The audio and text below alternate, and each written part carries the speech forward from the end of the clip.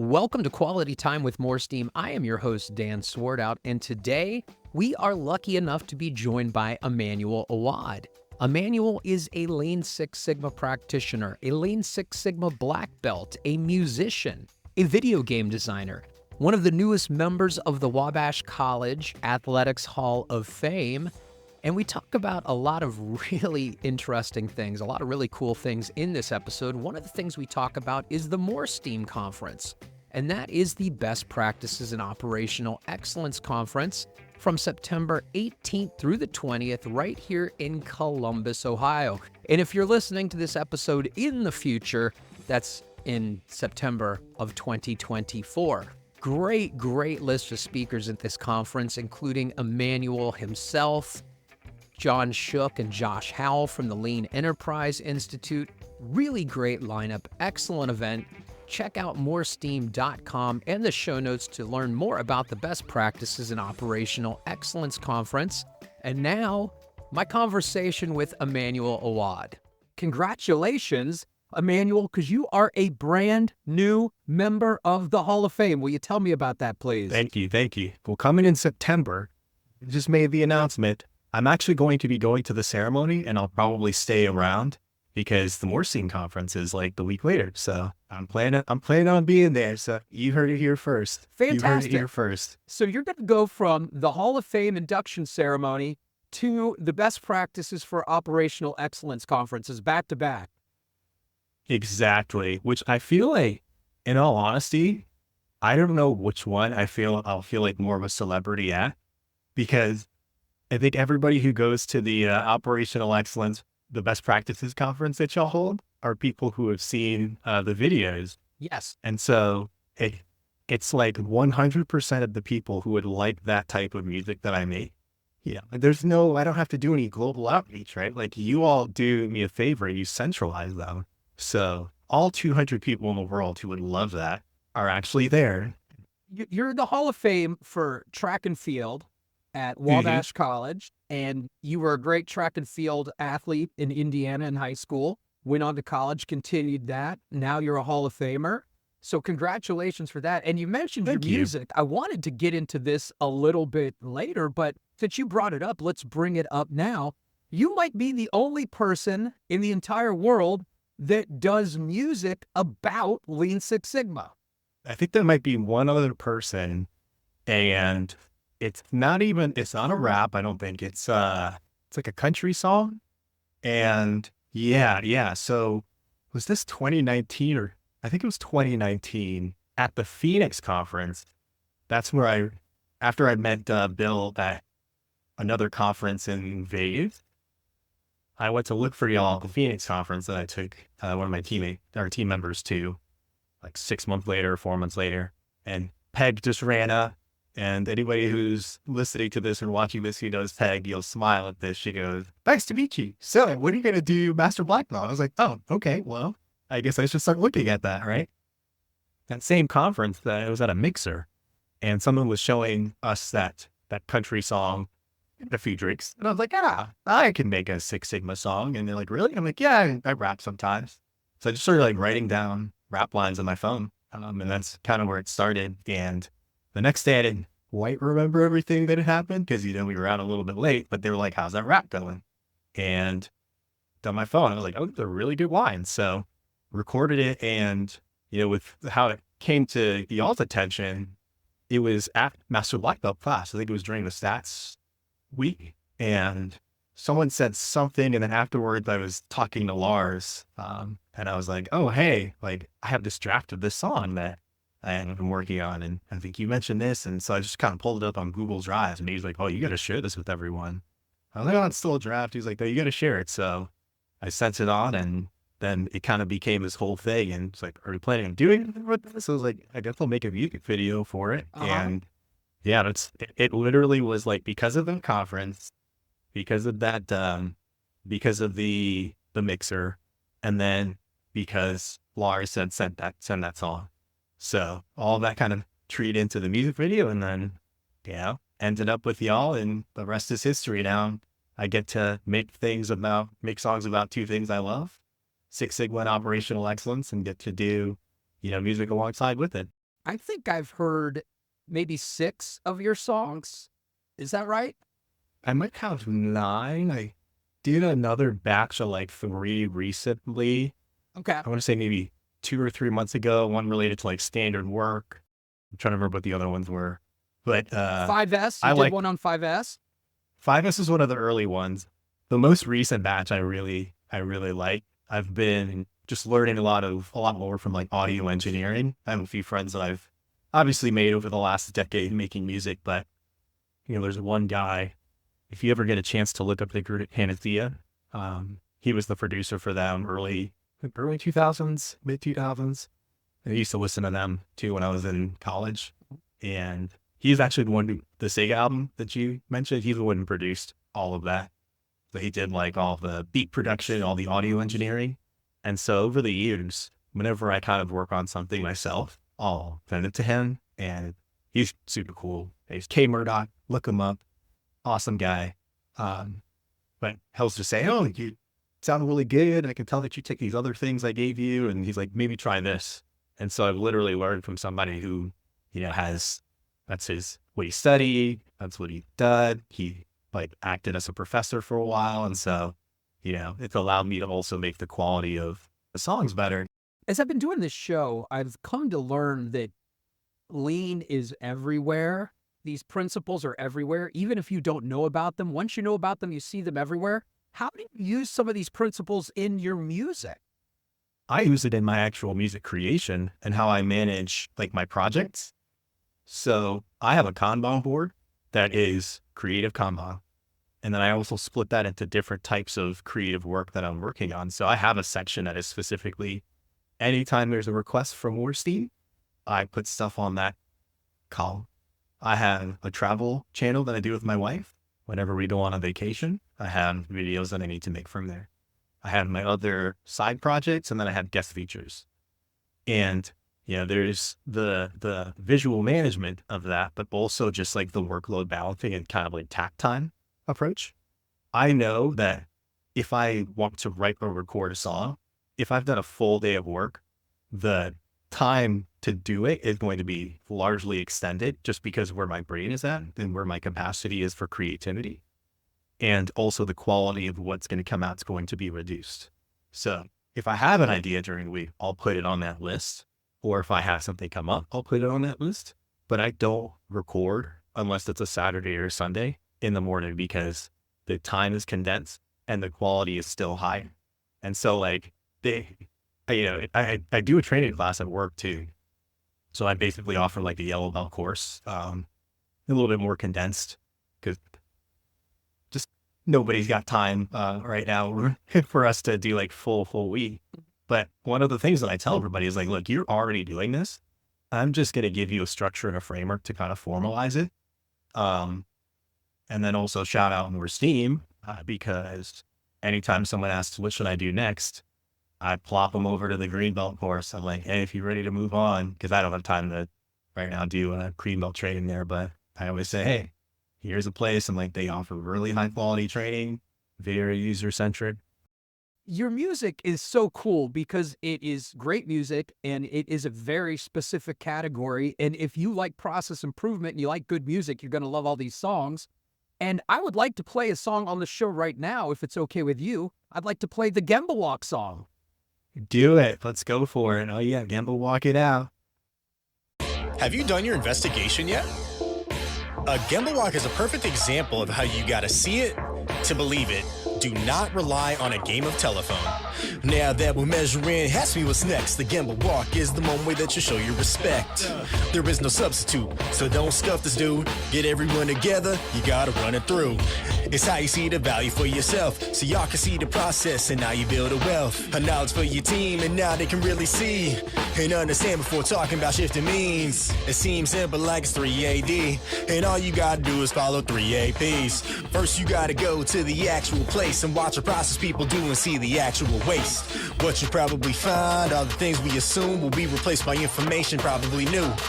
It's how to hold back preconceived notions and stop firefighting like you're going through the motions. If you want to find the actual waste, first you gotta see the actual place. Gemba walk it out, Gemba walk it out. Then regroup with the team, you gotta talk it out. If you wanna gain people respect, you gotta see the process, don't you forget. To Gemba walk it out, Gemba walk it out. Check it out, yeah, you gotta talk it out. The most impactful things aren't always the most complex. The Gemba walk is an easy way to gain powerful understanding of a process and its value while showing respect to the people who perform that process.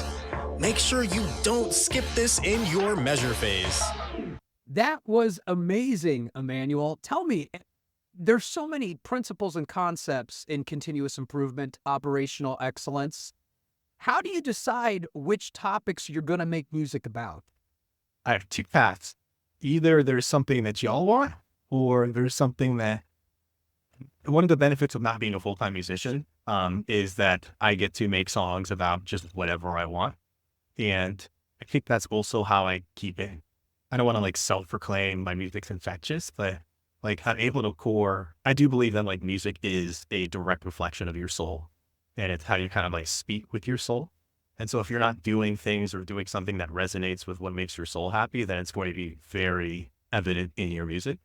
And so, just the ability to have an idea, and usually I'll just laugh and go, it'd be funny if someone made a song about this. And then I go, I have all the equipment and I have the ability. So why not make that song? Because somebody else might be laughing and thinking that would be great or funny if someone made a song about this. So there is no I guess the only prioritization framework that I use is if people have been asking me a question about something a lot related to their certification, then I'll kind of have that more towards the top of the list. But still, it's mostly what strikes me as just fun to do in that moment. And I look at the kanban board, obviously, for the ideas, and I have some self-restraint, but for the most part, this is something for me too, as well as trying to help others. Do you have a favorite principle or technique in the world of continuous improvement or operational excellence? Something that, for whatever reason, maybe it was from a project you've done or something you've done very well that really speaks to you? There are two things that I can talk about forever. The first one is voice of the customer and critical and quality characteristics. I just spoke about it yesterday. We were talking about, someone was asking, how do you make a CSAT survey from process? And, we've been building out the stock. And, one of the things I keep coming back to is you can't start asking about satisfaction unless you've actually understood what your customer wants. What are the 3 most critical things that they find as a quality characteristic? Therefore, you need to understand your customers. And then I started talking about the way of the customer. So we're putting a footnote in to say, look, if you have not done this yet, you're either going to have to do some cleanup work afterwards to figure out what are those characteristics, or you should go back and go ahead and do this activity to understand who your customers are, what the service is, right? Not just a specific process. Because if it's a service delivery and the process is one leg of it, you could ask a CSAT about that process, but unless you know that that's the thing that is most critical to the end-to-end value stream or service delivery, you're just going to get random information. That's my first favorite one.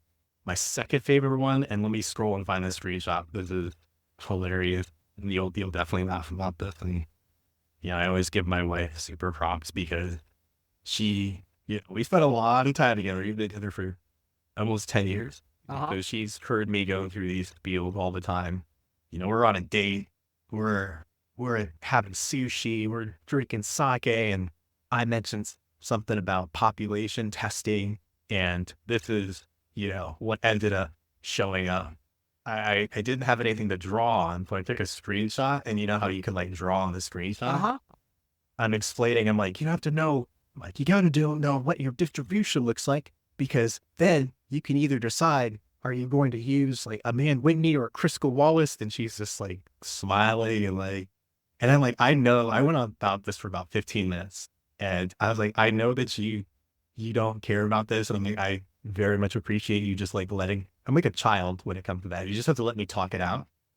And I was we're too deep right now. And I was I'll just get to the end of it. But that's love right there, right? Your partner will listen to you talk about stats and population testing and That reminds me, Emmanuel, I'm a huge football fan. And one time, I don't know how my wife tolerated this, but one time for about 15 or 20 minutes, I just spent 15 or 20 minutes explaining the rules differences between the NFL and the CFL, Canadian football and football and National Football League. Shout out Doug Flutie. And so I don't understand how my wife could sit there and listen. I couldn't even believe I kept going. Right. Those are those, like, when you have those random thoughts that hit you like a year or two later, you're like, oh my gosh, what was I doing? Right. Those are those moments that feed into my brain sometimes. I'm like, how is she married to me? Right. You were talking about voice of the customer, and you recently, earlier this year, did a webinar with MoreSteam about artificial intelligence in continuous improvement. And one of the things you talked about was using AI to improve the process of voice of the customer and learning the voice of the customer. Can you touch upon that a little bit for our listeners here who might not have seen the webinar? Oh, yeah. This is probably one of the most useful tool and useful things I think that we covered for people who are just trying to get into using AI for process improvement. You know, when you do voice of the customer, what are we doing? We're going and doing surveys. We're collecting any information. We might be doing like one-on-one interviews. All of this unstructured data just pours in. And I can use an example of something I did a couple of years ago at my current company. We had no idea what the critical and quality characteristics were. So I had to survey 700 people. I built a user experience survey. I had to make it really long because the fun, I said, look, these surveys are going to be shorter going forward, but we don't know what we don't know. So we're going to have to collect a lot of information from you and figure out what you all find important. On top of that, I did like 20 interviews with power users of this internal service. From there, we spent 2 weeks just parsing through, on and off, parsing through this information. And I'm like, okay, I think this is a theme after you read everything. That's a lot of work. This is the theme. Yeah. And then even there, you go back and then go like, well, actually, that's not the real theme. And I talked to this person and, you know, these other people. So that's the original version of that, right? With the ChatGPT or any LLM that you have installed, you can take all of that data and you can use this exact prompt. Can you summarize all of these responses from my surveys and interviews into 3 to 5 logical categories? I am trying to run a voice of the customer and turn that into critical quality characteristics. Last week, I took all of that information from that original survey and ran it through our own internal LLM that we had at work. Right. It gave me 90% of what we came up for with our themes in a matter of 30 seconds. Going from 2 weeks, which you spent on this before, to 30 seconds, when you're talking about eliminating waste and improving processes, there's definitely ways AI can help you do that. 100%. Wow. And I want to tell everyone that you can watch that entire webinar with Emmanuel on MoreSteam.com. I'll put a link to that in the show notes. But please do not read the show notes until after this brief message. MoreSteam's enterprise process improvement platform includes the tools, training, and software you need to transform your organization into a problem-solving powerhouse. Join the ranks of Fortune 500 companies that trust MoreSteam for their enterprise process improvement. Our integrated approach featuring training, project tracking and execution, simulations, and statistical analysis empowers your team to create a culture where structured problem solving becomes second nature. Visit MoreSteam.com to learn more. And now back to my conversation with Emmanuel Aouad. I'm truly fascinated by all of this, but there's another thing that you just told me just before we started recording, that you have done something that you believe and we believe nobody else in the world has ever done. And it's just about ready to come out. Am I right? Yes. You can actually add it to your wish list today on Steam. I just delivered it last night to the Kickstarters. And this is Level Up, the first ever playable rap album. Yes, exactly. Tell us about that. Yeah. So, I was telling you the story of, I'm not going to retell the whole story again, but just some personal connections and, kind of losing someone who I saw as a mentor, I decided to just kind of stay involved in music going forward. And so every year I try to release just one project, whether it's like a 4-track EP or whether it's a full-blown album. So, okay, I'm going to give you, you didn't even hear this part. Let me give you the whole story. Excellent. So there was this instrumental that I listen to sometimes when I drive. It's just instrumental like beat tape. This guy called Marcus D, and he just like has a bunch of really dope video game samples where he turns them into hip hop beats. And I was setting up like a sound system in one of the rooms, and I just caught myself like regularly just freestyling to the beat. I'm like, oh man, it's such a good beat, like this one in particular.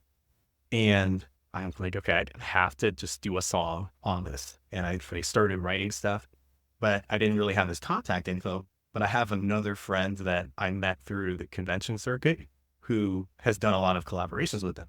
So I texted him and said, hey, like, can you connect me with Marcus? But I want to buy this beat from him. Like, I'm not asking for like a discount. I just want to buy it. And he's like, got you, man. So he connects us, and the guy responds like literally the next day, and I buy this beat from him. And, the guy, his name's Substantial. He is also just a really talented musician. And I've never asked him to collaborate because I try to make sure that I keep like my friendships that I make separate from like trying to pressure someone to do a song with me, especially when they're like fairly well known. So I texted him. I was like, hey, I'm like working on this song on Marcus's beat, and I think he could be really good on it. I'm like, let me know if you want to like pop in. And he was like, sure, I'm down. I was like, cool. And I went to him like, I was like, D'Angelo is going to do a song with me, fanboy out. And so then, I start thinking about it. And when I do a lot of my own releases, if it's just solo stuff, I kind of I make it, I'll put it out. The fun is in the creation for me. But when I start bringing other people in, I try to make sure I'm respectful of their time. And, I'm like, hey, especially if you do a guest feature for me, just for the sake of doing it right, like, hey, give me X money or do this for me. So I started trying to explore, like, let's make a music video or let's do something creative with it, because also you never know. It could be the only time. If they don't like the collaboration, they might just be like, never working with this guy again. So, I reached out to one of my best friends from high school, and we start talking about some creative ways he does film out in LA. So I'm like, hey, what are some creative ways to kind of tackle this? And he's been talking about doing like an 8-bit retro music video for any of my songs for like the last 5 or 6 years. I'm like, I'd like to do that. Because Level Up, it's like a 2D scroller, right? Yes. That's not what it started as, though. It was originally just, it like was a Super Mario Brothers. It's like Mega Man. That's kind of what I drew inspiration on. I still play Mega Man. I think I've got Mega Man 1 through 9 on Xbox. Then you're going to like this. That's literally like the whole, I drew a lot of inspiration from Mega Man. It's one of my favorite games too. But this was originally just going to be a music video where the characters were animated and doing stuff like 8-bit. And so I launched a Kickstarter. I was like, hey, like 2 days later, I just typed it all up, recorded the video, literally sitting right here, and launch it. And I'm like, let's make this, music video. And I'm like, let's just make it a game that you can play, the stage, just the one song. And I said, if we get to $5,000, we'll do another stage, and maybe we can make it like a whole game if we hit a certain threshold. Now, mind you, I've never made a video game in my life. So I'm out here like promising to do stuff. There were several times throughout this where I thought to myself, maybe I should just stop and just pay someone to make the rest of this, because I'm like, I do not understand enough about this to actually get it done. And I don't know what switched. I think what happened, because I literally have been trying to explain this to people, like how it ended up becoming an entire game. And I don't know at what point it became a whole video game. Nobody asked me to do it. Some point I just probably got overconfident in myself and decided, let's make this a whole album. And if I'm going to do one stage, I might as well make, every single stage. And so I started like learning this game software that I won at PAX in 2018 called Pixel Game Maker MV. I won it, installed it on my computer, never touched it. And so I was like, well, I don't have to buy this. So I have a game engine that I can develop in, and just started watching like hours and hours of videos, watching them. I went to Ghana in December, watched videos on the YouTube playing. I'm in a hotel, I'm watching YouTube videos. And then I started like trying to piece together just some movements and, get some character animation. But I think that's the point. I think I had like one tiny success and it was like, I could do this, and decided, let's make this a whole video game. And so, starting in January, I started doing a lot of just like development on that first stage and getting it to a good place. And then started working on like other character assets and, getting guest features for the songs. And anybody who guest featured on any of these songs, I made them a playable character in the game that kind of coincides with where their guest feature comes in. That is so cool, by the way. That is so cool. Thank you. And again, I just want to be respectful of, because a lot of the people who did their guest features, they're friends that I've made over the last 12 years doing the Nerdcore scene. And so, I don't usually kind of like ask for features very regularly. It's more natural when we decide to do a project together. But, anytime I do ask, they just do it. And I'm like, I have to be respectful of their time and just like that friendship as well.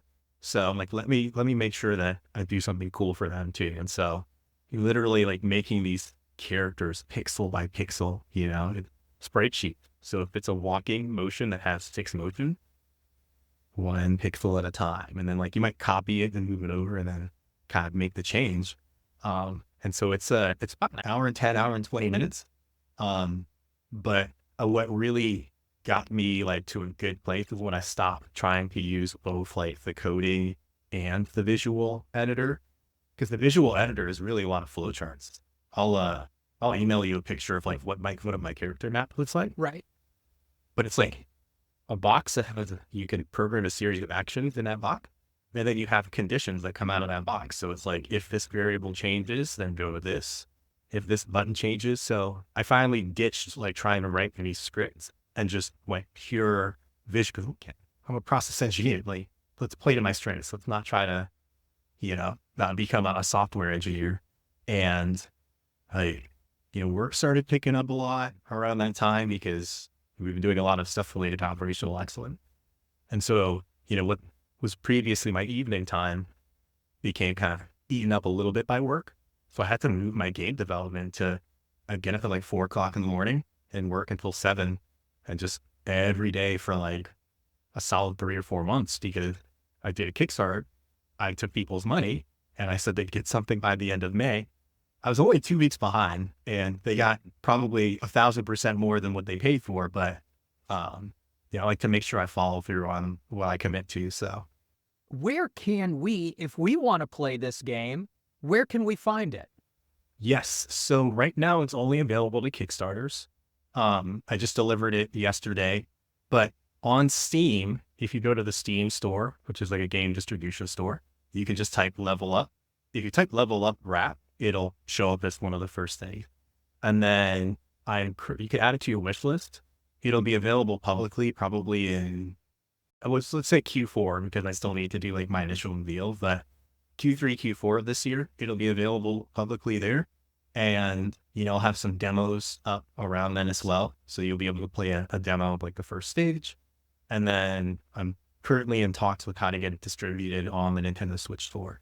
I have a Nintendo Switch, so I am looking forward. I'm looking forward to playing Level Up. That is outstanding. Emmanuel, there is so much more I want to talk to you about. We haven't even covered American Ninja Warrior. We haven't covered Rocket League video games. There's so much more to cover. Will you please come back and join us again on Quality Time with MoreSteam? Anytime. MoreSteam, I see y'all as family. So well, fantastic. We can get together whenever you want. The Best Practices for Operational Excellence Conference in September, where we will be some of the first to congratulate and welcome new Hall of Famer, Emmanuel Aouad. Thank you so much for joining us today. Thank you. And thank you for listening to Quality Time with MoreSteam. You can email the show at qualitytime@moresteam.com. And if you enjoyed the show, please Leave a rating or review on your favorite podcast service. Also, please go ahead and visit our website, MoreSteam.com, to learn about the software and tools that can help you solve problems, eliminate waste, and do things better. We'll be back in 2 weeks with more quality time with MoreSteam. Thanks again.